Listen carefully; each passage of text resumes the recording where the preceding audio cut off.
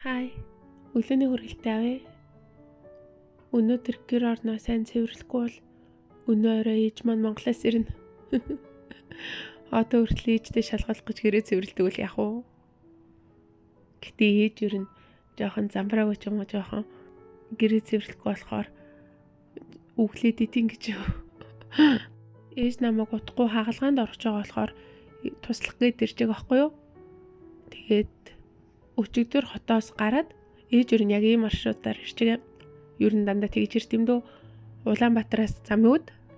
Тэгээд Замиудээс хил гараад Ирээнээс Бээжин гэд хүрээд иртий.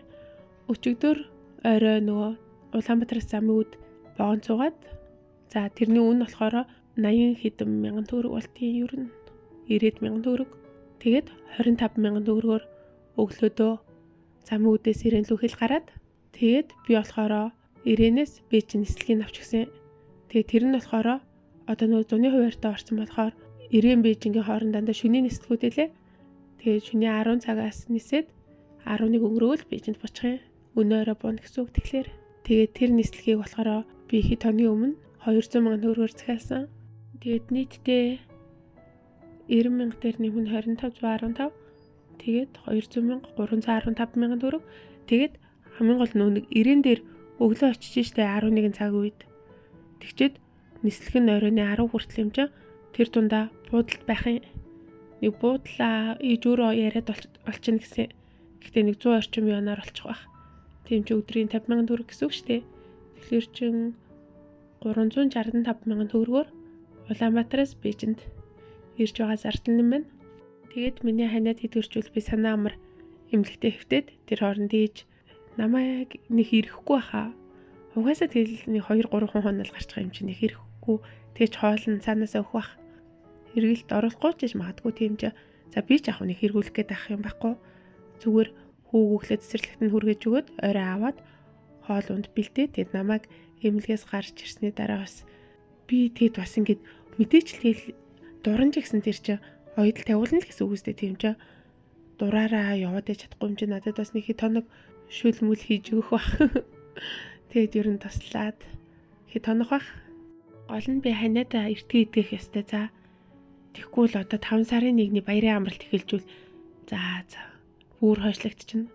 Энэ удаагийн ханиад нь би баг гэхдээ шинхнээсээ дарлуулчлаа шүү. Амар тийм үү идвэрч өгөхгүй за. Бүр тийхээс тэгчээг юм шиг амар удаа идэгрээл ёо.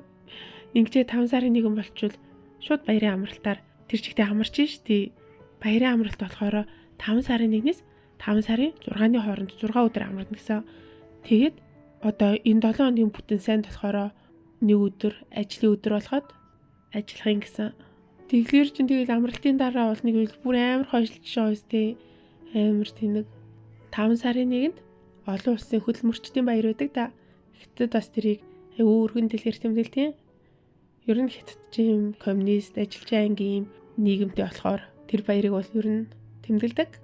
Тэгээд тэр баяр ч угаасаа л хөдөлмөрийн үйлчлэгийг зогсооё. Ажилчдыг өдрийн 8 цагаар л ажлуудыг олъё гэдэг ингээд тэмцэл хийгдэж үүссэн баяр шүү дээ тий. Тийм болохоор ер нь хятадын нийгэмтэй их хөвтэйхэн зохицоод идэв. Тийм болохоор ингээд 7 хоногийн баярын амралт тавьчихдаг байхгүй юу? Өнөөрэ айхуу бол надаас яг захиалгуудаа ямар саятаас хийсэн бэ гэж асууна. Асуух чинь үгүй юу гэж. Тийм чи хариулчээ.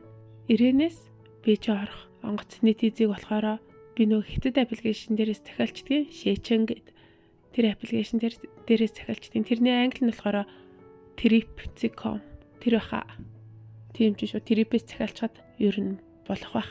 Харин Замиудээс Ирээн рүү хил гардаг автобусны билетийн захиалгыг болохоор Trans-Dep-Cgmen гэд байдаг бах.